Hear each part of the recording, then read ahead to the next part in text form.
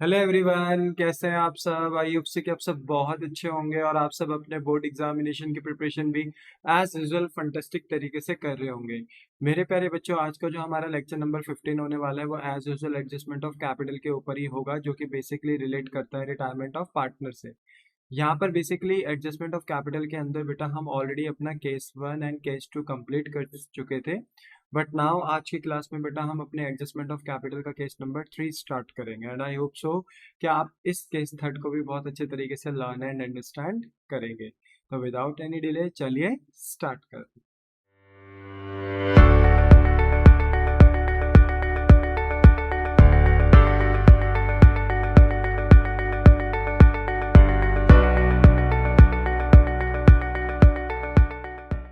ना बेटा आपको अपनी स्क्रीन पे बेटा केस थर्ड दिख रहा होगा, जो कि बेसिकली एडजस्टमेंट ऑफ कैपिटल से रिलेट करता है। इसको स्टार्ट करने से पहले बेटा मैं आपके साथ कुछ इंपॉर्टेंट बात डिस्कस करना चाहता हूँ।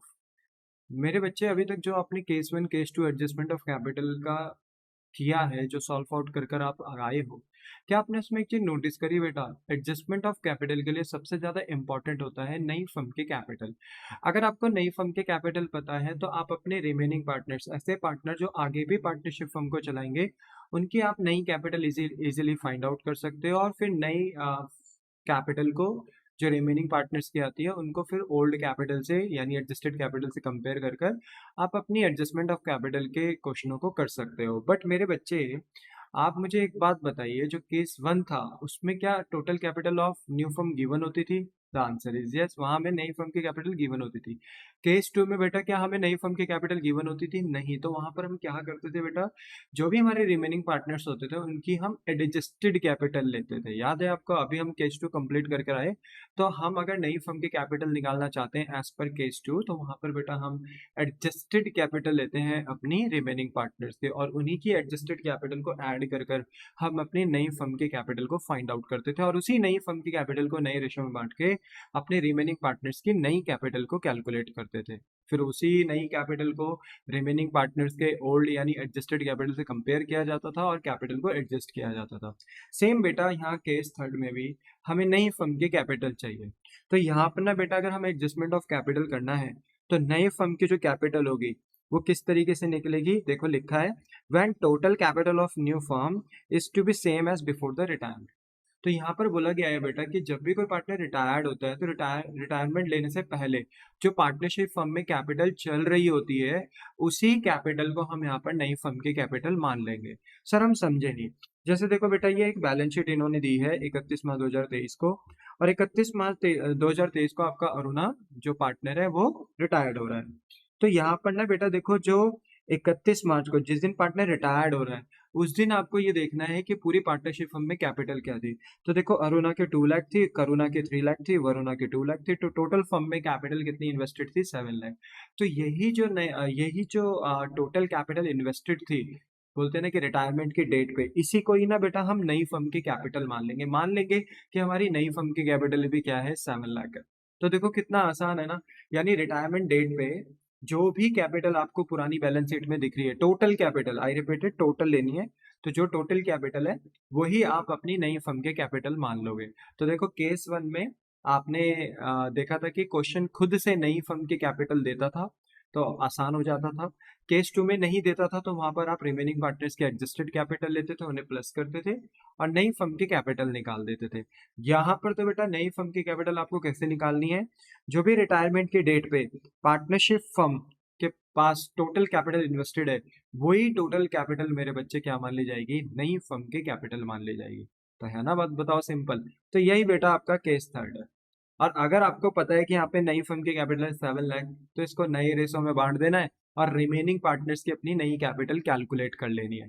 जैसी नई कैपिटल निकल जाएगी बेटा रिमेनिंग पार्टनर्स की, तो उसी नई कैपिटल को फिर हमें ओल्ड यानी एडजस्टेड कैपिटल से कंपेयर करना है और फिर पार्टनर्स की कैपिटल को एडजस्ट कर देना है। बोलो बात समझ में आई? एज सिंपल एज दैट बेटा, कुछ नहीं है। ठीक है, तो क्यों ना हम क्वेश्चन करें और फिर वहां से समझे। ठीक है, तो देखो क्वेश्चन 1 में लिखा है कि following is the balance sheet of Aruna Karuna Varuna. 3 partner है, अरुणा वरुणा करुणा, और इनकी बैलेंस शीट दी गई है 31 मार्च 2023 की, जो कि अपना बोलते हैं ना प्रॉफिट शेयरिंग रेशो एग्रीड करते हैं in the proportion of their capital, कि इनकी कैपिटल का जो प्रपोर्शन है वही इनका प्रॉफिट शेयरिंग रेशियो है। तो आप मुझे बताइए सिंपल कि हमारे अरुणा, ए for Aruna, K for Karuna and V for Varuna, मैंने शॉर्ट में लिख दिया बेटा, ठीक है।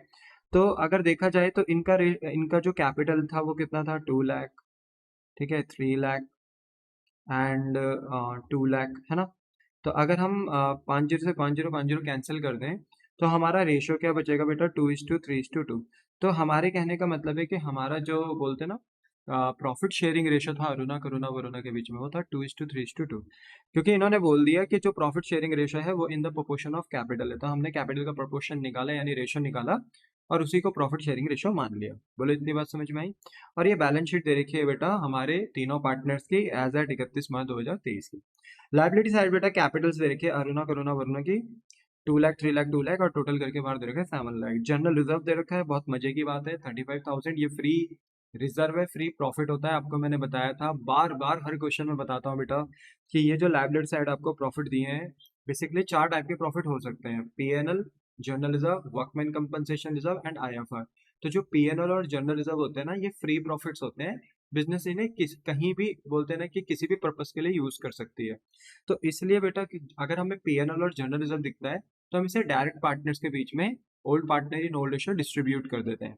बट अगर हमें वर्कमैन कंपनसेशन रिजर्व और आईएफआर दिखता है तो बेटा वहां हम एक बार देखते हैं कि वर्कमैन कंपनसेशन रिजर्व में कोई क्लेम तो नहीं आया, इन्वेस्टमेंट फ्लक्चुएशन रिजर्व में कोई लॉस तो नहीं आया, और अगर कोई लॉस क्लेम आया है बेटा तो उसको एडजस्ट करने के बाद अगर रिजर्व में कोई पैसा बचता है तो वो हम पार्टनर को दे देते हैं। तो देखो आप पे जनरल रिजर्व है, ये तो फ्री प्रॉफिट है, ये तो हम पार्टनर के बीच में बांट देंगे।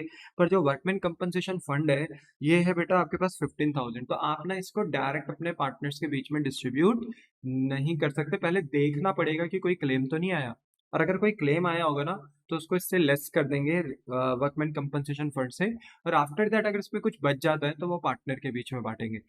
सर कभी कभी वर्कमैन कंपनसेशन रिजर्व लिखा रहता है, कभी कभी वर्कमैन कंपनसेशन फंड लिखा रहता है, तो सर रिजर्व और फंड में अंतर क्या होता है? देखो बेटा रिजर्व वो होता है जो बिजनेस के पास पड़ा हुआ है, बिजनेस ने अपने पास रखा हुआ है।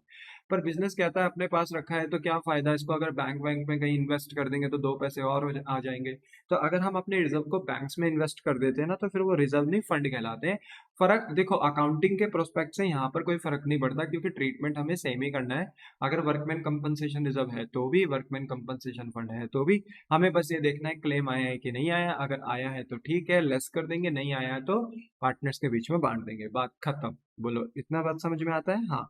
सन्ड्री क्रेडिटर्स आपको दिए हैं बेटा 50,000, ऐसे सप्लायर्स जिनसे गुड्स तो खरीदा है बट अभी भी उन्हें पेमेंट करनी बाकी है, तो ये सन्ड्री क्रेडिटर्स आपको 50,000 दे दिए हैं। वहीं asset side land and building दी है बेटा 2 लाख रुपीज की, मशीनरी दी है 3 लाख रुपीज की, क्लोजिंग स्टॉक दे रखा है आपको 1 लाख रुपीज का, और सन्ड्री डेटर्स आपको दिए हैं 1,10,000। ऐसे कस्टमर जिनसे पैसे लेने हैं, जिनसे मनी रिसीव्ड करना है, तो वो बेटा हमारे डेटर्स हैं। बट हमें अपने कुछ डेटर्स पे शक है कि फ्यूचर में वो बैड डेट हो सकते हैं, तो हमने प्रोविजन फॉर डाउटफुल डेट या provision for bad debt create कर रखा है। सर लिखा तो है नहीं तो क्या हुआ, प्रोविजन तो लिखा है ना, इसका मतलब यही होता है प्रोविजन फॉर डाउटफुल डेट या प्रोविजन फॉर बैड डेट। कितना है बेटा 10,000। और हमने बैलेंस शीट में नेट डेटर शो कर दिए कि कितने डेटरों से मिलने की आशंका है, 1 लाख। अच्छा ओरिजिनल डेटर बताइए, ओरिजिनल डेटर 1,10,000 है कि 1 लाख?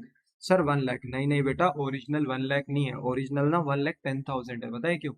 क्योंकि देखो अगर हम डेटर के ऊपर शक कर रहे हैं तो ये पार्टनरशिप फर्म का अपना कंसर्न है, डेटर्स ने मना नहीं किया अभी पैसे देने से। जब पार्टनरशिप फर्म वसूली यानी पैसे लेने जाएगी ना अपने डेटर्स के पास तो 1,10,000 के पास लेने जाएगी। हाँ अगर कोई बैड डेट हो जाएगा तो पार्टनरशिप फर्म कहेगी अरे मैंने तो पहले से आपके ऊपर प्रोविजन बना रखा था, पहले से मैंने कुछ प्रॉफिट बचा के रखा हुआ था कि हाँ तुम कल के दिन बोलते ना कि बैड डेट हो जाओगे तो हमें नुकसान होगा, तो उस नुकसान से लड़ने के लिए हमने क्या बना रखा था, प्रोविजन।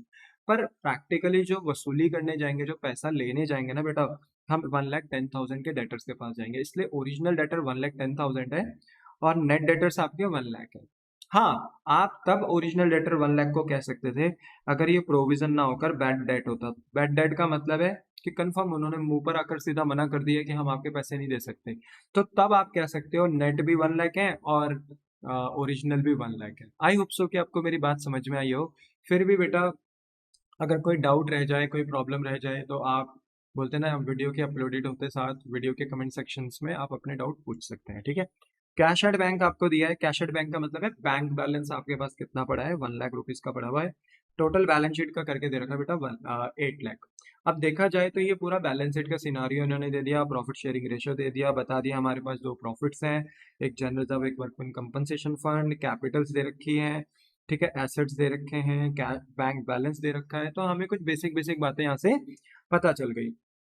पर जो असली क्वेश्चन है बेटा वो तो यहाँ से स्टार्ट होगा। लिखा है कि 31 मार्च 2023 को अरुणा डिजायर टू रिटायर, और अरुणा की ये इच्छा है कि वो बेटा रिटायर होना चाहती है फर्म से, एंड रिमेनिंग पार्टनर डिसाइड कर रहे हैं कि हम ही अब कैरी करेंगे बिजनेस को, क्योंकि अरुणा तो अब रिटायर्ड होना चाह रही है। तो it was agreed to revalue the asset and reassess the liability, और अब ये एग्रीड कर रहे हैं कि हमें अपने एसेट्स को रिवैल्यू एंड लायबिलिटी को रीअसेस कर लेना चाहिए, ठीक है, on the following basis, in following basis पे। जैसे बता दिया कि लैंड एंड बिल्डिंग एप्रिशिएट हो रही है 30% से, तो लैंड एंड बिल्डिंग कितनी है बताओ, 2 लाख, और आपकी लैंड एंड बिल्डिंग एप्रिशिएट कितने से हो रही है, बाय 30%, यानी 30% से बढ़ रही है। तो आप क्या करेंगे, 2 लाख का 30% अप्लाई करेंगे। तो 2 लाख का अगर रफ में जाकर अगर आप 30% निकालते हो ना बेटा, तो ये कितना आएगा सॉल्व करके, 60,000 है ना। एक जीरो से एक जीरो कैंसिल, एक जीरो से यहाँ से भी कैंसिल, तो 20,000 इंटू 3 करोगे तो 60,000 आएगा। तो इट मीन्स कि आपकी जो लैंड एंड बिल्डिंग है वो 60,000 से इंक्रीज हो रही है। अब आपको बताओ आपके लैंड एंड बिल्डिंग की मार्केट वैल्यू बढ़ गई, कैसा लगेगा आपको, सर बहुत अच्छा लगेगा, फायदा हो गया ना, रिवैल्यूएशन अकाउंट के क्रेडिट साइड में जाएगा, क्योंकि रिवैल्यूएशन अकाउंट की क्रेडिट साइड इनकम की होती है, डेबिट साइड एक्सपेंस की होती है, तो ये क्रेडिट साइड में चले जाएगा। कहाँ मशीनरी डेप्रिशिएट हो रही है, पर मशीनरी एप्रिशिएट नहीं डेप्रिशिएट हो रही है, मशीनरी की वैल्यू कम हो रही है, कितने परसेंट से कम हो रही है, 20% से। तो मशीनरी की वैल्यू कितनी थी, 3 लाख, और 3 लाख का अगर आप 20% निकालते हो बेटा, तो 3 लाख का 20% भी कितना आता है बताओ, 3 लाख का 20% भी 60,000 आता है। इसका मतलब ये है कि आपका जो मशीनरी है उसका वैल्यू कितने से डाउन हो रहा है, 60,000 से डाउन हो रहा है। और ऐसे में बताओ अगर आपकी मशीनरी की वैल्यू कम हो रही है तो आपको कैसा लगेगा, सर थोड़ा सा अच्छा नहीं लगेगा, सर बुरा लगेगा कि मशीनरी की वैल्यू कम हो गई। तो अगर मशीनरी की वैल्यू कम हो रही है बेटा, आपको नुकसान है, रिवैल्यूएशन अकाउंट के डेबिट साइड यानी एक्सपेंस साइड में चला जाएगा। फिर थर्ड पॉइंट में कहा there were bad debt of rupees 17,000। और बेटा देखो हुआ क्या कि जिस दिन पार्टनर ने रिटायरमेंट लिया फर्म से, उस दिन बेटा कुछ डेटर्स ऐसे निकल कर आ गए जिन्होंने मुंह पर साफ साफ आकर कह दिया है कि हम आपको अब पैसा नहीं दे सकते, मतलब हमारे कुछ डेटर ना बेड डेट बन चुके हैं। पर आपको पता है हम तो पहले से ही रेडी थे, हमने पहले से ही कुछ डेटर्स के ऊपर क्या बना रखा था, प्रोविजन फॉर डाउटफुल डेट। तो हम कहेंगे देखो हमने तो पहले से ही कुछ नुकसान झेल रखा था प्रोविजन बनाकर। तो आप एक बार बताओ मेरे बैड डेट हुए तो 17,000 हैं, पर 17,000 में से 10,000 का नुकसान कौन झेल लेगा, मेरा प्रोविजन। तो मुझे एक्स्ट्रा बैड डेट कितने हुए जिनका मैं प्रोविजन ना बना पाया, तो मेरे एक्स्ट्रा बैड डेट ना बेटा 7,000 के हुए जिनका मैं प्रोविजन ना बना पाया था। तो जो नुकसान मुझे पहुंचेगा, जो चोट मुझे पहुंचेगी ना, वो 7,000 रुपीज की पहुंचेगी, और मैं इसको अपना नुकसान दिखाऊंगा रीवैल्यूएशन अकाउंट में। तो जब मैं रिवैल्यूएशन अकाउंट बनाऊंगा तो बेटा डेबिट साइड में बैड डेट दिखाऊंगा, पर जो बैड डेट मेरा बच्चे आएगा वो आएगा सिर्फ 7,000 से, क्योंकि मेरा प्रोविजन 10,000 का मेंटेन था, ऑलरेडी मैंने प्रोविजन बना रखा था। तो जो 17,000 का नुकसान हुआ है उसमें से 10,000 का नुकसान मेरा प्रोविजन झेल लेगा, मेरा प्रोविजन कैंसिल हो जाएगा मेरे बैड डेट से, और जो 7,000 का एक्स्ट्रा बैड डेट आया है वो रिवोल्यूशन में लॉस चला जाएगा। बोलो बात समझ में आ गई, हाँ। फोर्थ पॉइंट में कहा है कि क्लेम आया है on account of workman compensation, जो कि एस्टिमेटेड है 8,000। अब देख रहे हो हमने वर्कमैन कंपनसेशन फंड क्रिएट कर रखा था 15,000 रुपीज से, बट जो क्लेम आया ना वर्कमैन कंपनसेशन फंड में वो 8,000 रुपीज का आया। तो आप मुझे बताओ क्या मैं अपने पार्टनर्स के बीच में पूरा वर्कमैन कंपनसेशन फंड बांट दूंगा, नहीं सर। आपने हमें जब बोलते हैं ना कि accumulated profit reserve and losses के बारे में समझाया था, तो वहां पे आपने हमें बताया था कि हम अपने वर्कमैन कंपनसेशन रिजर्व में से ये देखते हैं कि पहले कोई क्लेम तो नहीं आया, और अगर क्लेम आया तो उसे लेस करते हैं, आफ्टर दैट जो बचता है वो पार्टनर के बीच में बांटते हैं। तो 15,000 में से बेटा अगर 8,000 का क्लेम अगर हम लेस कर दें तो अभी भी हमारे वर्कमैन कंपनसेशन फंड में कितने बचते हैं, 7,000। तो वो 7,000 बेटा हम अपने पार्टनर्स के बीच में ओल्ड पार्टनर्स इन ओल्ड एशोर डिस्ट्रीब्यूट कर देंगे। बोलो बात समझ में आ गई, द आंसर इज यस। फिर इसके बाद इन्होंने कहा कि जो फर्म की गुडविल है वो है 1,40,000, एंड यहाँ से आप अरुणा की शेयर ऑफ गुडविल निकालेंगे। ऑब्वियसली बात है अरुणा जो पार्टनर है वो रिटायर्ड हो रहे हैं, तो ऐसे में बेटा हमें उनकी गुडविल निकालनी पड़ेगी और सेम इसको एडजस्ट करा जाएगा against the capital account of continuing partners Karuna and Aruna who have decide to share future profit in the ratio of 4:3 respectively. अब आप मुझे बताओ कि अगर अगर हम अपना न्यू रेशियो निकालते, लेट बी सपोज, मेरे कहने का मतलब है अगर क्वेश्चन में न्यू रेशियो नहीं दिया रहता तो अरुणा रिटायर्ड हो रही है, तो करुणा और वरुणा के बीच में रेशियो क्या बच रहा है अगर हम निकालते तो 3:2, बट क्वेश्चन ने सेपरेटली मेंशन कर दिया है 4:3। इसका मतलब यह है कि क्वेश्चन ने बिल्कुल ऑल टुगेदर एक नया डिफरेंट न्यू रेशियो दिया है। तो यहाँ पर ना बेटा आपको मैंडेटरी हो जाएगा कि आप यहाँ पर क्या निकालें, गेनिंग रेशियो।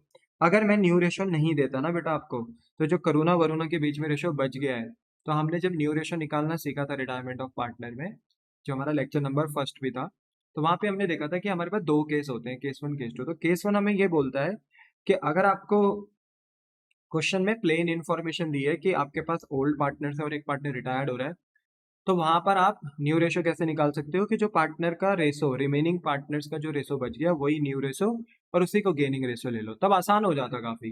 पर क्योंकि इन्होंने अपना ऑल टुगेदर एक न्यू प्रॉफिट शेयरिंग रेशो दे दिया बेटा, जो कि बिल्कुल डिफरेंट है, तो ऐसे में हमें यहाँ पर गेनिंग रेशो निकालना पड़ेगा। तो आप देखेंगे कि जब मैं यहाँ पर गुडविल का ट्रीटमेंट करूंगा सेक्रीफाइसिंग एंड गेनिंग रेशो में, तो यहाँ पर मैं सबसे पहले गेनिंग रेशो निकालूंगा। और आपको तो पता ही है बेटा कि चेंज इन पीएसआर में हमने सेक्रीफाइसिंग रेशो अप्लाई करा था, एडमिशन में हमने सेक्रीफाइसिंग रेशो अप्लाई करा था, पर रिटायरमेंट में बेटा हम सेक्रीफाइसिंग रेशो नहीं गेनिंग रेशो अप्लाई करते हैं। रीजन बीइंग यहाँ पर गेनिंग पार्टनर्स की मेजोरिटी ज़्यादा होती है और सेक्रीफाइसिंग पार्टनर तो बस वही एक पार्टनर होता है जो रिटायर्ड होता है, बाकी जो बच्चे कुछ पार्टनर्स होते हैं वो गेन कर रहे होते हैं। तो ऐसे में बेटा गेनिंग रेशो की मेजोरिटी ज़्यादा होती है, इसलिए रिटायरमेंट में हम गेनिंग रेशो निकालते हैं। तो देखना आप, जब मैं यहाँ सॉल्व करूंगा तो गेनिंग रेशो जरूर निकाला हुआ होगा, क्योंकि यहाँ पर मैंने ऑलरेडी सॉल्यूशन करा हुआ है, तो ऑलरेडी मैंने यहाँ पे गेनिंग रेशियो निकाल रखा है। बट यस, अगर मैं इसे खुद से भी सॉल्व करता सेपरेटली तो गेनिंग रेशियो सबसे पहले मैं कैलकुलेट करता। बोलो बात समझ में आ गई? The answer is yes. फिर इन्होंने कहा कि कैपिटल जो है नई फर्म की इन टोटल वो सेम होगी as before the retirement of Aruna, यानी अरुणा के जाने से पहले जो फर्म की जो कैपिटल थी, तो अरुणा के जाने से पहले फर्म की टोटल कैपिटल कितनी थी, 7 लाख, वो ही न्यू फर्म की कैपिटल मान ली जाएगी। तो लिखा है ना, capital of new firm in total will be the same as before of retirement of Aruna, यानी अरुणा के जाने से पहले जो कैपिटल थी टोटल वही न्यू फर्म की कैपिटल मानी जाएगी। और कहा कि इसको एडजस्ट करा जाएगा will be in the new profit sharing ratio of the containing partner, और इसी नई कैपिटल को हम फिर नए रेशो में बांट देंगे कंटेनिंग पार्टनर्स के बीच में और वहां से नई कैपिटल फाइंड आउट कर देंगे। और उसी नई कैपिटल को फिर पता है आपको हमें कंपेयर करना होता है एडजस्टेड यानी ओल्ड कैपिटल से, फिर हमारी पार्टनर्स की कैपिटल एडजस्ट हो जाती है। तो 6 पॉइंट में ना उसने बेसिकली एडजस्टमेंट ऑफ कैपिटल से रिलेटेड कुछ बातें यहाँ पर बोली है, ठीक है।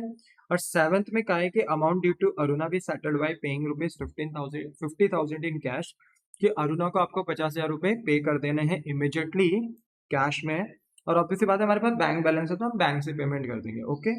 फिर कह रहे हैं and the balance by transferring to her loan account which will be paid later, और बोला कि बाकी जो बचा कुछ बैलेंस होगा बोलते हैं ना अरुणा के अकाउंट में, कैपिटल अकाउंट में, हम उसको लेटर ऑन फिर पे कर देंगे। बट इमीडिएटली हम कितना पे कर रहे हैं उसको, 50,000। तो ये क्वेश्चन में पूरा डाटा दिया है और कहा है आपको इन सारे डाटा को कंसिडर करके रेवोल्यूशन अकाउंट बनाना है, कैपिटल अकाउंट बनाना है पार्टनर्स का, और बैलेंस शीट बनानी है आफ्टर द अरुणास रिटायरमेंट। तो बोलो दिस इज योर क्वेश्चन, क्या आपको पूरा क्वेश्चन समझ में आया है बेटा? द आंसर इज यस, आ गया होगा, मैंने पूरा समझाया। तो देखो 10-15 मिनट तो मुझे क्वेश्चन समझाने में ही लगते हैं बेटा, ठीक है, क्योंकि अच्छे से क्वेश्चन समझोगे तो फिर आंसर भी अच्छे से लिख पाओगे, ठीक है। चलो, तो यहाँ पर देखो हमें सबसे पहले वही है वर्किंग नोट बनाने, फिर रिवोल्यूशन, फिर पार्टनर्स कैपिटल, फिर अगर कैश बैंक है तो आप कैश बैंक अकाउंट बना सकते हो, और फिर बैलेंस शीट हमारी प्रिपेयर होती है। तो देखो वर्किंग नोट में ना हमने सबसे पहले ना एग्जामिनर को गेनिंग रेशियो निकाल कर दिखाया है, क्योंकि हम गुडविल का ट्रीटमेंट करते हैं। अब देखो यहाँ गुडविल का treatment raising and writing of में तो करना नहीं है कि ओल्ड रेशियो में रेज करो न्यू रेशियो में राइट ऑफ कर दो, ऐसा तो करना नहीं है, लिखा भी नहीं है। तो हम यहाँ पर सेक्रीफाइसिंग एंड गेनिंग रेशियो में ही बोलते हैं ना कि गुडविल को एडजस्ट करेंगे। तो यहाँ पर ना बेटा देखो हमने सबसे पहले ना गेनिंग रेशियो कैलकुलेट किया है, ठीक है। तो जो ओल्ड रेशियो अरुणा करुणा वरुणा का है ना, वो है 2:3:2, है ना, याद है ना, क्योंकि उनका कैपिटल का प्रपोर्शन ही उनका प्रॉफिट शेयरिंग रेशियो था। तो यहाँ पे अरुणा करुणा वरुणा का जो रेशियो बना ओल्ड, वो बना 2:3:2। फिर आता है हमारे पास न्यू रेशियो। तो न्यू रेशियो किसके बीच में चलेगा बेटा, क्योंकि देखो अरुणा तो रिटायर्ड हो रही है, तो जो करुणा एंड वरुणा जो पार्टनर है उनका रेशो क्या है 4:3, तो वही करुणा वरुणा का न्यू रेशो होगा 4:3। फिर हम गेनिंग रेशो एग्जामिनर को यहाँ पर शो कर देंगे बेटा। तो गेनिंग रेशो का फॉर्मूला क्या है, new ratio minus old ratio as usual, और यहाँ पे करुणा और वरुणा का गेनिंग रेशो निकाला जाएगा। बताइए न्यू रेशो हमारा करुणा का क्या था 4/7, है ना, यानी न्यू रेशो है बट शेयर में लिखोगे तो 4/7 आएगा। वरुणा का क्या है 3/7, है ना, 4+3 कितना होता है 7, तो 7 में से 4 करुणा का है, तो 7 में से 3 टाइम्स वरुणा का प्रॉफिट शेयरिंग रेशियो है। तो यहाँ पे बेटा 4/7 एंड 3/7 करुणा वरुणा का न्यू शेयर हो गया। और ओल्ड शेयर क्या है बताओ करुणा वरुणा का, तो और करुणा का ओल्ड शेयर क्या है बताओ 3/7, तो देखो 3/7, और वरुणा का क्या है 2/7, तो देखो 2/7 ठीक है। अब बेटा बीच में माइनस का साइन है वो तो पता ही है, क्योंकि फॉर्मूले में गेनिंग रेशो का फॉर्मूला है new ratio minus old ratio, तो माइनस है तो माइनस हमें करना पड़ेगा। एलसीएम लेंगे तो एलसीएम बेटा एज यूजुअल 7 ही आएगा। तो अगर आप इसका एलसीएम लेकर सॉल्व करते हो तो 7 के टेबल में 7 वन टाइम, 1 4 जा 4 एंड 1 3 जा 3। वैसे ही यहाँ पर एलसीएम हो जाएगा बेटा 7, 7 के टेबल में 7 वन टाइम, 1 3 जा 3 एंड यहाँ पर भी 7 के टेबल में 7 वन टाइम ही जाते हैं, 1 2 जा 2। तो सिंपल है, एलसीएम आप कर सकते हो, ये मुझे नहीं लगता बोलने की जरूरत है मुझे, ठीक है बेटा।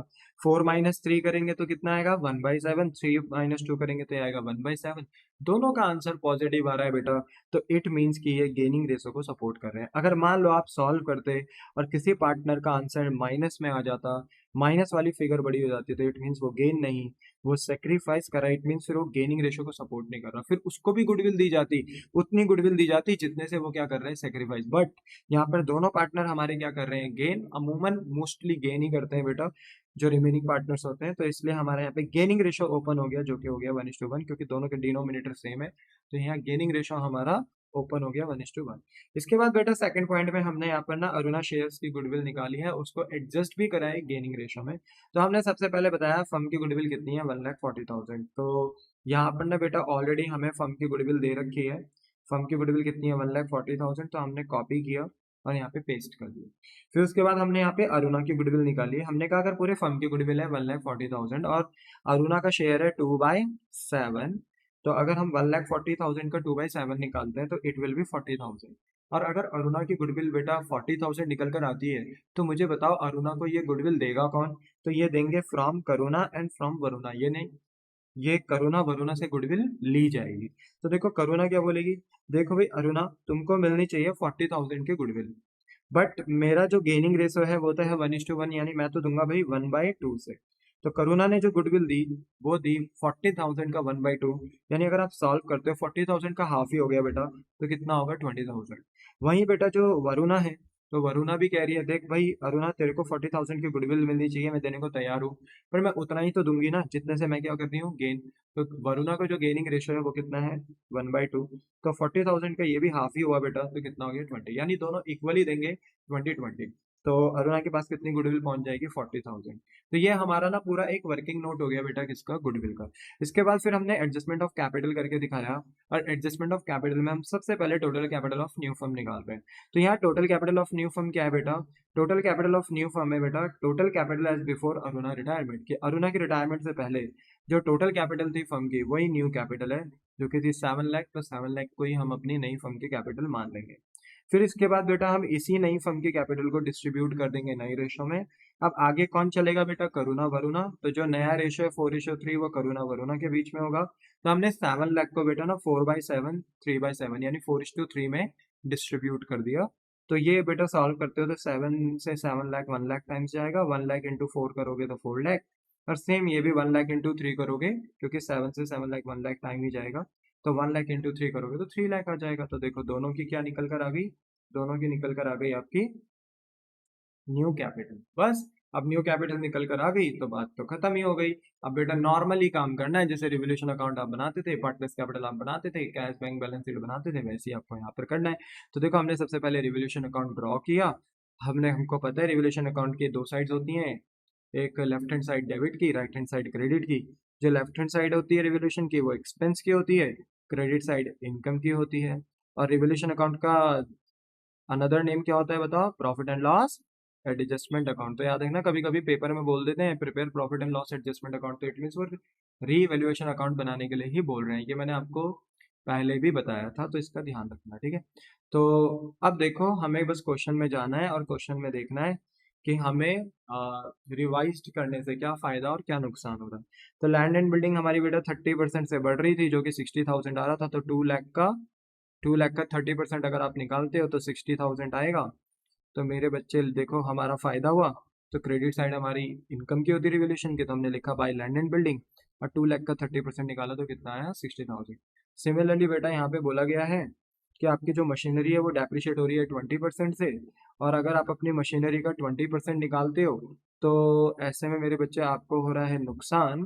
तो ये आ जाएगा to machinery account debit side में, और 3 लाख का 20% अगर आप निकालते हो तो आता है 60,000। एज सिंपल एज दैट, कुछ भी नहीं है, ठीक है। तो बोलो, इतना बात समझ में आया? हाँ। इसके बाद बेटा नेक्स्ट है हमारा कि बेड डेट हो गए बेटा 17,000 से। आप बताओ, आपने प्रोविजन कितना बना रखा था अपने होने वाले बेड डेट के ऊपर? 10,000 का। तो अगर आज बेड डेट हो भी गए ना बेटा, तो 10,000 का नुकसान तो प्रोविजन ही झेल लेगा। तो आपको एक्स्ट्रा बेड डेट का नुकसान कितने का हुआ? 7,000 का, क्योंकि आपके डेट रिड्यूस हो जाएंगे ना बेड डेट से, और तो 7,000 का नुकसान हो गया।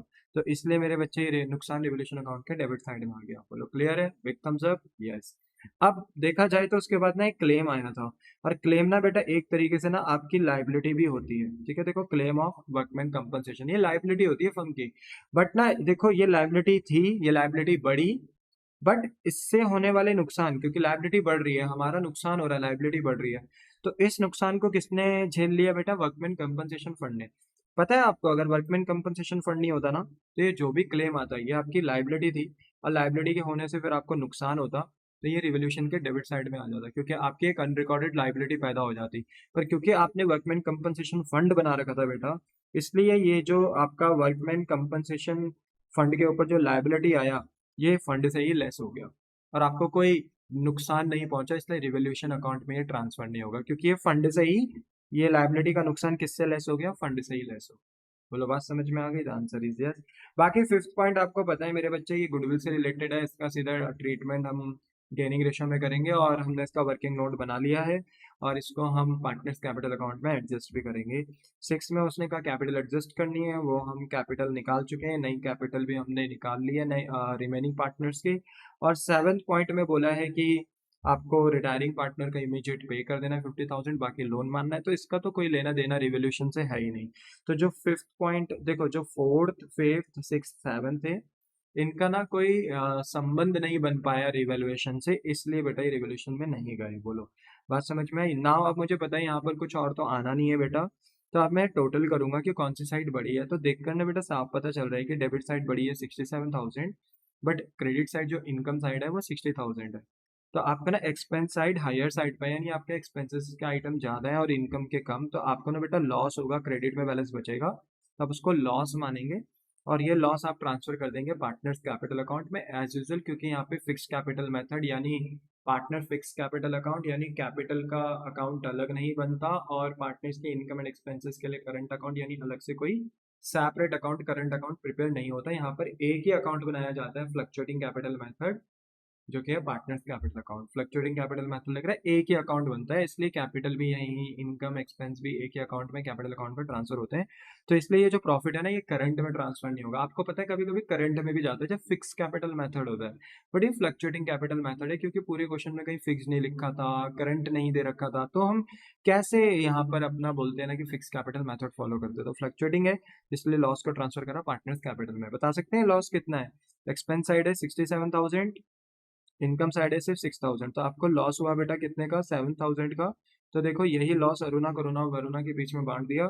कौन से रेशो में? उनके ओल्ड प्रॉफिट शेयरिंग रेशो में, जो कि है 2:3:2। सर न्यू रेशो में क्यों नहीं बांटा बेटा? हर क्लास में मैं बता चुका हूँ, आप पुरानी बैलेंस शीट के आइटम को रिवैल्यू कर रहे हो, पुरानी बैलेंस शीट की land and building, machinery, bed date वगैरह वगैरह को रिवैल्यू कर रहे हो, तो इनसे होने वाला नुकसान या फायदा भी तो ओल्ड ही रेशो में बांटा जाएगा ना। इसलिए हमने 2/7 3/7 2/7 में 7,000 का लॉस बांटा। तो अरुणा को 2,000 का लॉस मिला, करुणा को 3,000 का, वरुणा को 2,000 का, टोटल हो गया 7,000। बोथ साइड बेटा आपका टैली हो गया रिवोल्यूशन अकाउंट का 67। तो बताइए कि रिवोल्यूशन अकाउंट बनाना बहुत डिफिकल्ट था? द आंसर इज नो, बहुत बहुत simple, very very easy easy easy cheesy. ठीक है, चलो आगे चलते हैं। तो इसके बाद बेटा हमने ड्रॉ किया अपना partners capital account. We know कि हमें यहाँ पर कैपिटल एडजस्ट भी करनी है, बट अभी आप इसे भूल जाइए, अभी आप अपना नॉर्मल काम करिए। मुझे बताइए पार्टनर्स कैपिटल बिजनेस के लिए क्या होती है बेटा? एक तरीके से लायबिलिटी होती है, क्योंकि ओनर्स जो भी बिजनेस में पैसा इन्वेस्ट करते हैं वो बिजनेस के लिए लायबिलिटी होती है। तो लायबिलिटी जितनी बढ़ेगी ना, जितनी बढ़ेगी वो क्रेडिट होगा, यानी आप पार्टनर को जितनी फेवरेबल चीजें प्रॉफिट वगैरह दोगे तो पार्टनर्स का कैपिटल अकाउंट क्रेडिट होगा। बट अगर आप पार्टनर्स को लॉसेस वगैरह देते हो या कुछ भी ऐसी चीजें देते हो जिनसे पार्टनर्स की कैपिटल रिड्यूस होती है, तो ऐसे में बेटा फिर पार्टनर्स की कैपिटल डेबिट हो जाएगी, क्योंकि बिजनेस के लिए लायबिलिटी कम हो जाएगी, और जब लायबिलिटी कम होती है तो बैलेंसेस डेबिट होते हैं। टोटल इस अकाउंट में बेटा कितना आइटम्स आते हैं? 6 आइटम्स आते हैं। तो सबसे पहले ना देखो बेटा, हमने सबसे पहला आइटम जो हम लिखते हैं वो लिखते हैं ओपनिंग बैलेंस। तो देखो, क्योंकि ये लायबिलिटी अकाउंट है, लायबिलिटी के नेचर्स क्रेडिट होते हैं, तो क्रेडिट साइड से स्टार्ट होगा ये अकाउंट। और जब स्टार्ट होता है बेटा अकाउंट तो उसके लिए लिखा जाता है by balance brought down. Opening balance आपको कहाँ से मिलेगा? पुरानी बैलेंस शीट से, जो कि दे रखा था 2 लाख, 3 लाख एंड 2 लाख। बोलो क्या बात समझ में आती है? हाँ। तो हमने बस कॉपी किया और यहाँ पर पेस्ट कर दिया। तो ये ना हमारा सबसे पहला स्टेप हो गया कि हमने ओपनिंग बैलेंस लिख दिया। सेकंड पॉइंट में बेटा हम लिखते हैं रिवोल्यूशन का प्रॉफिट या लॉस। आप मुझे बताइए, आपने रिवोल्यूशन अकाउंट बनाया है अभी, तो आपको यहाँ से क्या हुआ? लॉस। तो यहाँ तो क्रेडिट हुआ, क्योंकि यहाँ रिवोल्यूशन का लॉस हम किसको ट्रांसफर कर रहे थे? डेबिट साइड किसको ट्रांसफर कर रहे थे? पार्टनर्स को। लॉस हम ट्रांसफर कर रहे थे पार्टनर्स को, तो क्रेडिट गया। बट जब पार्टनर्स को मिलेगा तो यहाँ तो डेबिट होगा ना। तो हमने देखो पार्टनर्स का कैपिटल अकाउंट रिड्यूस कर दिया। तो ये हमारा सेकंड पॉइंट था। हमने लिखा टू रिवोल्यूशन अकाउंट ब्रैकेट में लॉस, एग्जामिनर को दिखा दिया। और जो लॉस हमने कैलकुलेट करा था 2000, 3000 एंड 2000 सिमिलरली, वो हमने कॉपी एंड पेस्ट कर दिया। बोलो क्लियर है? The answer is yes. इसके बाद बेटा हमारा थर्ड पॉइंट होता है ट्रीटमेंट ऑफ गुडविल। तो आप ऑलरेडी बेटा गुडविल का ना वर्किंग नोट बनाकर आ चुके हो। आपको पता है अरुणा को कितनी गुडविल मिलनी है? 40,000। पर अरुणा को जो 40,000 गुडविल मिलेगी वो करुणा वरुणा के थ्रू मिलेगी। और करुणा कितने रुपए की गुडविल दे रही है बताओ? 20,000। एंड वरुणा भी कितने की गुडविल दे रही है? 20,000। तो हमने निकाल दिया था। तो हमने लिखा कि by Karuna's capital account and by Varuna's capital account. और अरुणा करुणा ने, सॉरी, करुणा और वरुणा ने दोनों ने मिलकर 20,000 की गुडविल किसको दे दी? अरुणा को। बोलो बात समझ में आई? तो अरुणा का अकाउंट बढ़ा तो वो क्रेडिट हुआ, बट किसके थ्रू? करुणा एंड वरुणा के थ्रू। ठीक है। और करुणा वरुणा अगर बोलते ना गुडविल दे रहे हैं अरुणा अरुणा को, रिटायरिंग पार्टनर को, तो अरुणा जो पार्टनर है वो ले भी तो रही है ना करुणा और वरुणा से गुडविल। तो टू अरुणास कैपिटल करके हमने करुणा और वरुणा का कैपिटल अकाउंट रिड्यूस भी कर दिया। और देखो मैंने इसको शेडेड रीजन से दिखा दिया। तो शेडेड रीजन से दिखाने का मतलब क्या था कि ये पॉइंट इंपॉर्टेंट है, आप भूल जाते हो। ठीक है। आप क्या करोगे कि करुणा वरुणा के थ्रू रिटायरिंग पार्टनर को पे तो कर दोगे, पर रिटायरिंग पार्टनर के थ्रू भाई आप कंटिन्यूइंग पार्टनर से गुडविल ले भी रहे हो तो वो भी ट्रीटमेंट करना होता है, तो वो करना भूल जाते हो।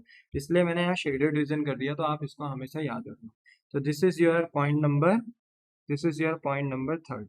बोलो क्या आपको बात समझ में आता है?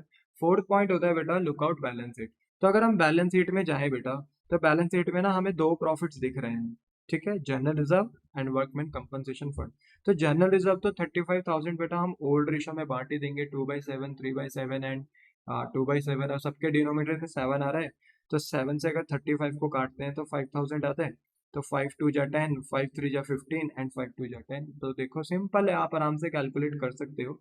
तो देखो हमने जनरल रिजर्व बांट दिया 10,000, 15,000 एंड 10,000 सिमिलरली, 2:3:2 के रेशो में। ठीक है। फिर इसके बाद वर्कमैन कंपनसेशन फंड भी बांटेंगे बेटा, क्योंकि हमारे पास वर्कमैन कंपनसेशन फंड भी है 15,000। तो 15,000 नहीं बांटेंगे, क्योंकि 8,000 का तो बेटा क्लेम ही आया था, है ना? क्वेश्चन ने बोला नहीं था कि 8,000 का क्या आ गया? क्लेम आ गया। तो जो वर्कमैन कंपनसेशन क्लेम आया वो भी तो आप फंड से ही लेस करोगे ना, क्योंकि फंड बना रखा है। हाँ, फंड नहीं होता तो आपकी लाइबिलिटी निकलती, आपको नुकसान होता, रिवोल्यूशन के डेबिट साइड जाता। पर क्योंकि फंड बनाया है तो फंड से लेस होगा। तो आपने क्या कर दिया? वर्कमैन कंपनसेशन फंड बांटा। 15,000 का बांटने चाह रहे थे, बट 8,000 का क्लेम आया तो लेस करा। बचा कितना? 7,000। 7,000 को बेटा अगर आप 2/7, 3/7 में अगर डिस्ट्रीब्यूट करते हो, तो 7 से 7,000 जाएगा 1,000 टाइम, 1,000 इंटू 2, 2,000, 1,000 इंटू 3, 3,000, 1,000 इंटू 2, 2,000। चलो क्लियर हो गई बात? The answer is yes. अब इसके बाद बेटा हम ये देखेंगे कि हमारे पास प्रॉफिट तो दो ही थे, पर क्या कोई लॉस भी था? तो देखो बेटा लॉस नहीं थे। एसेट साइड बेटा हमें चार टाइप के लॉस दिख सकते हैं। जैसे एक होता है परचेज गुडविल, यहाँ गुडविल लिखा हुआ है बैलेंस शीट में तो वो परचेज गुडविल ट्रीट करी जाती है। और मैं बहुत बार बता चुका हूँ कि हम उसे लॉस क्यों मानते हैं। अगर आप मेरे lecture change in PSR admission पढ़कर आए तो आपको पता होगा, ठीक है। बट परचेज गुडविल हमारा लॉस होती है, राइट ऑफ करना होता है इसे हमें, ठीक है। प्रैक्टिकली ये लॉस नहीं होते, इंटेंजिबल एसेट होता है। बट हमारा जो AS 26 होता है इंटेंजिबल एसेट के ऊपर, वो कहता है अगर कोई भी परचेज गुडविल बैलेंस शीट के अंदर दिख रही है, हम उसे राइट ऑफ करना होता है, तो फिर वो लॉस बन जाता है, ठीक है।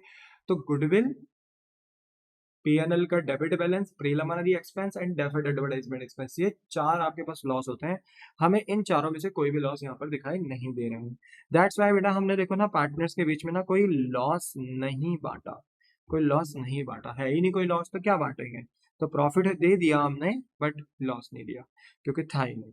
तो इसलिए बैलेंस शीट में कोई लॉस नहीं थे तो वो बांटे नहीं। तो ये हमारा था फोर्थ पॉइंट कि हमने बैलेंस शीट से प्रॉफिट लॉस जो अनडिस्ट्रीब्यूटेड थे वो यहाँ बांट दिए।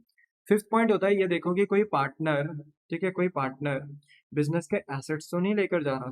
तो देखो बेटा यहाँ पर ना किसी भी पॉइंट में ये नहीं लिखा था कि कोई पर्टिकुलर पार्टनर बिजनेस के एसेट लेकर जा रहा है।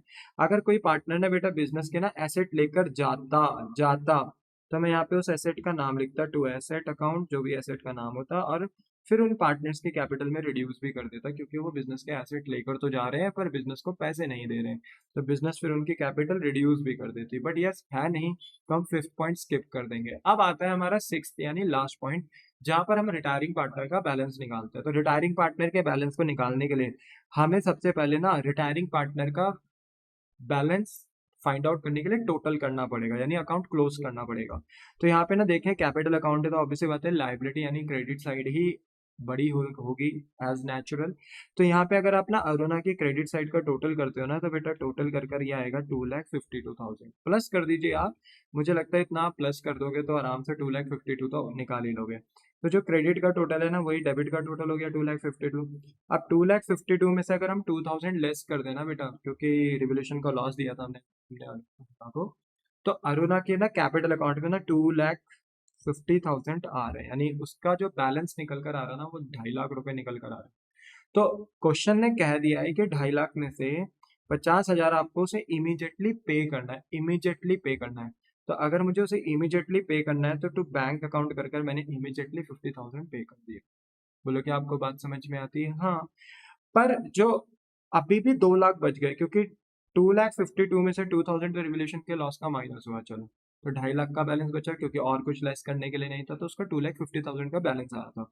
50,000 हमने इमीडिएट पे कर दिया। तो बताइए अभी भी अरुणा के अकाउंट में कितना बैलेंस, कैपिटल अकाउंट में कितना बैलेंस बचा है, 2 लाख। इसको हम लोन ट्रीट कर देंगे और बोलेंगे टू अरुणास लोन अकाउंट, और इसको मान लेंगे balancing figure. This is our balancing figure. ये हमारा एक क्रक्स था इस अकाउंट का कि अरुणा का जो लोन निकला वो कितना लिखा, 2 लाख।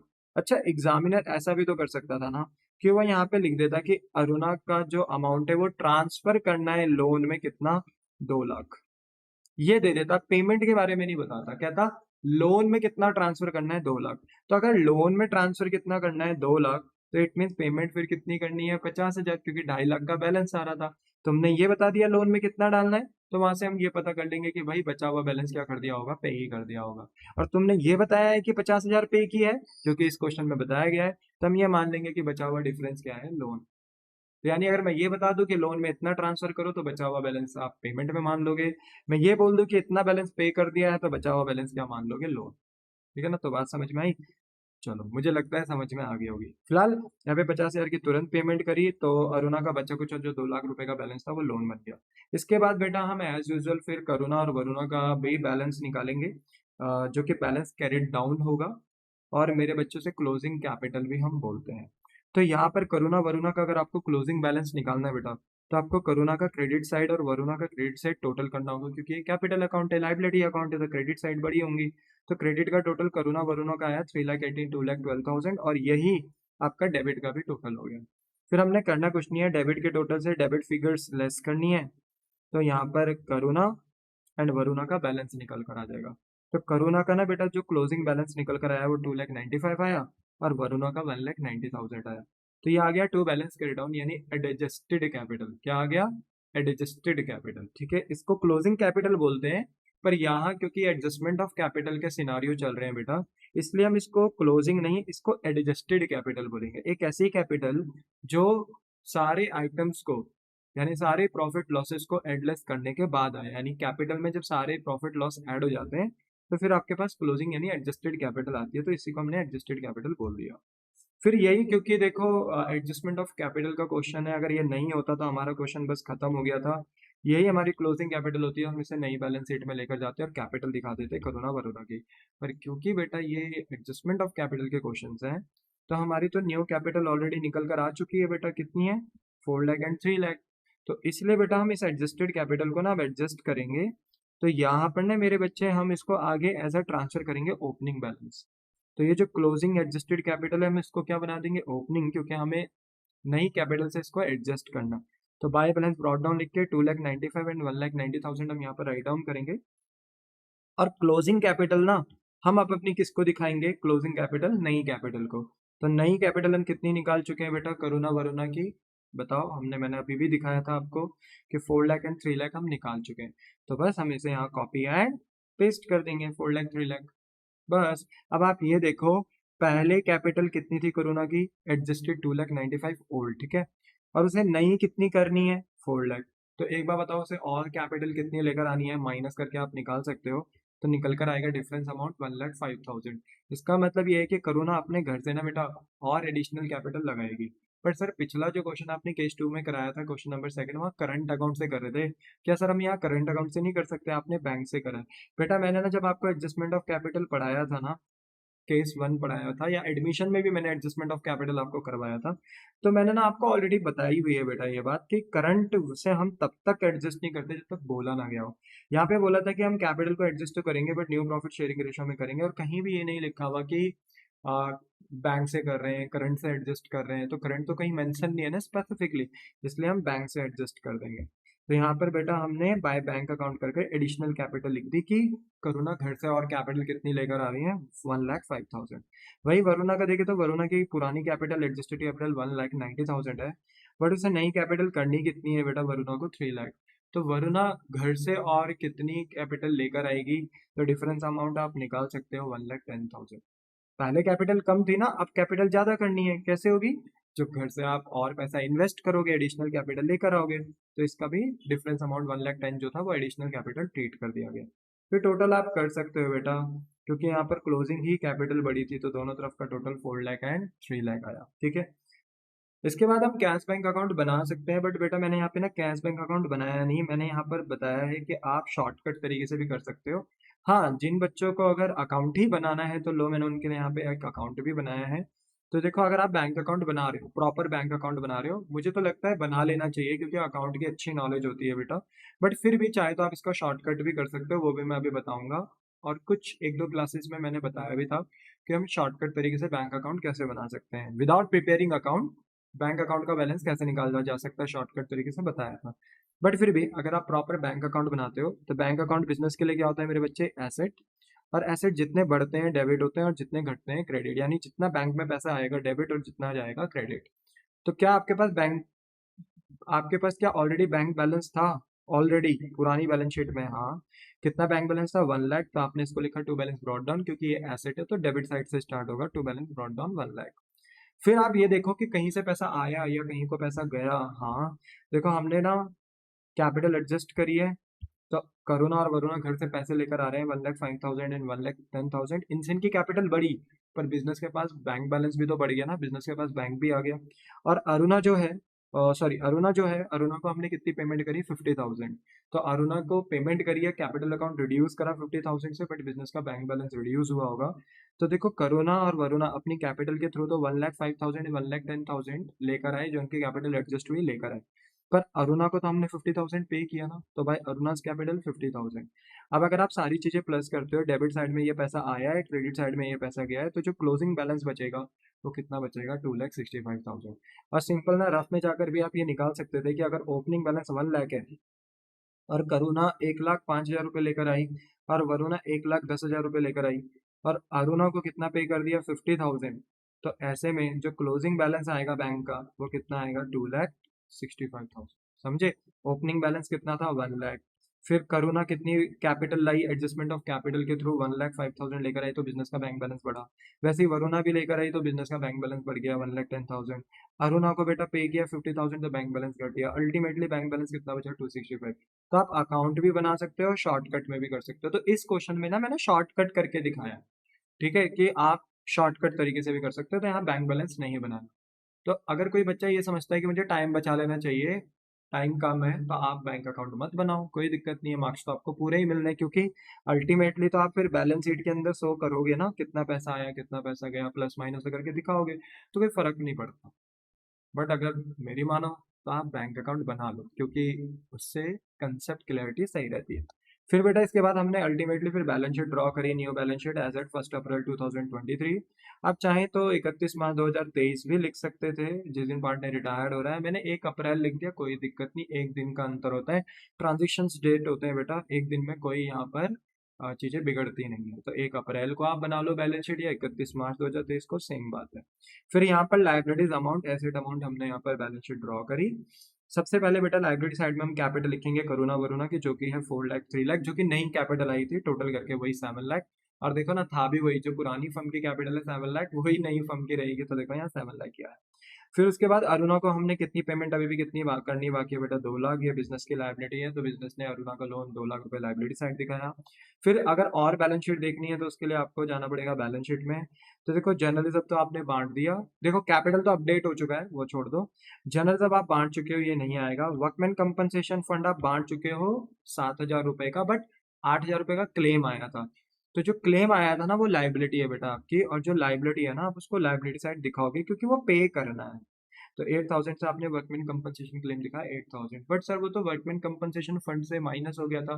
बेटा ये ना, इस क्लेम के आने से जो लॉस हुआ वो माइनस हुआ फंड से, पर ये लाइबिलिटी तो है ना, ये पे तो करना है ना। अभी आपको इमीडिएटली पे थोड़ी करा अभी आपने, आप अपने वर्कर्स को पे करोगे। देखो क्लेम वर्कर करते हैं तो 1 2 महीने 3 महीने लग जाता है सेटलमेंट होने, तो तब तक ये बिजनेस की लाइबिलिटी है। बस हाँ, नुकसान नहीं हुआ आपको, क्योंकि आपने फंड बना रखा था, तो फंड से आप ये पे करोगे तो नुकसान नहीं हुआ आपको, ठीक है। बट यस, लाइबिलिटी है तो लाइबिलिटी आपने शो कर दी कि हाँ भाई लाइबिलिटी है, देना बाकी है। फिर उसके बाद ऑल लाइबिलिटीज की बात करें तो ऑल लाइबिलिटीज आपको कौन सी दिखाई दे रही है, सन्डी क्रेडिटर 50,000। तो आपने बेटा कॉपी किया और यहाँ पर पेस्ट कर दिया सन्डी क्रेडिटर 50,000, ओके, क्योंकि चेंजेस कुछ हो नहीं रहे थे इसमें, तो सेम आ गया। उसके बाद पुरानी बैलेंस शीट में और क्या था बेटा, land and building 2 lakh rupees से, पर आपकी लैंड एंड बिल्डिंग 30% यानी 60,000 से बढ़ रही थी। आपने रिवोल्यूशन अकाउंट में भी बेटा लैंड एंड बिल्डिंग 60,000 से क्रेडिट किया था, आपने फायदा दिखाया था। तो आज जब बैलेंस शीट में आप लैंड एंड बिल्डिंग लिख रहे हैं 2 लाख, तो डायरेक्ट बाहर नहीं लिख सकते, पहले इनर कॉलम में लिखना होगा। और रिवोल्यूशन अकाउंट के थ्रू लैंड एंड बिल्डिंग हम बढ़ाएंगे 60,000 and total land and building लिख देंगे 2,60,000। सिमिलरली मशीन है बेटा, तो मशीन आपकी डेप्रिशिएट हो रही है 20% से, तो 3 लाख का 20% आपने 60,000 बेटा नुकसान भी दिखाया था रिवोल्यूशन में कि डाउन हो रही है, तो बैलेंस शीट में डाउन करनी भी पड़ेगी। तो मशीनरी का बैलेंस दिखाया 3 लाख इनर कॉलम में, फिर लेस करा रिवोल्यूशन के थ्रू 60,000, तो नेट मशीनरी दिखा दी बेटा 2,40,000। फिर उसके बाद पुरानी बैलेंस शीट में बेटा आपके पास है क्लोजिंग स्टॉक, तो क्लोजिंग स्टॉक तो एज इट इज है, चेंज नहीं हो रहा है, तो ये सेम आ गया। उसके बाद बेटा आपने लिखा सन्ड्री डेटर 1,10,000। ध्यान से सुनना, ओरिजिनल डेटर कितने थे पहले, पुरानी में भी मैंने आपको अच्छे से बताया था 1,10,000। तो देखो, हम सन्ड्री डेटर्स तो 1,10,000 ही लिखेंगे, पर मेरे बच्चे, हम जब अपने सन्डे डेटर को लेस करेंगे ना, तो करेंगे 17,000 से। क्यों सर, आपका नुकसान तो सिर्फ 7,000 से हुआ था। देखो देखो सर, रिवोल्यूशन में बेड डेट का नुकसान भी 7,000 दिखाया था। बेटा वो नुकसान दिखाया ना, नुकसान एक अलग चीज है कि नुकसान कितना हुआ, नुकसान तो 7,000 का हुआ, तो रिवोल्यूशन में 7,000 का नुकसान गया। पर मेरे डेटर अल्टीमेटली कितने से रिड्यूस हो रहे हैं, 17,000, क्योंकि अगर मैं अब पैसे लेने जाऊंगा तो ये 17,000 के डेटर्स मुझे पैसे नहीं देंगे, क्योंकि ये बेड डेट हो गए। तो जो 10,000 का शक था ना, वो कंफर्म हो गया, वो बेड डेट बन गया 10,000 का, और 7,000 का जो एक्स्ट्रा है वो भी बेड डेट। तो टोटल बेड डेट जो बिजनेस के बने वो 17 बने।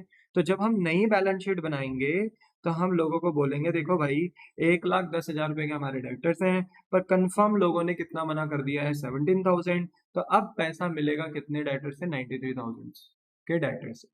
बोलो बात समझ में आई, दैट इज योर पॉइंट, ठीक है। तो ये शायद बैड डेट का बात आपको समझ में आ गया होगा। फिर भी मैं एक बार रिपीट कर देता हूँ अगर किसी को समझ में नहीं आया।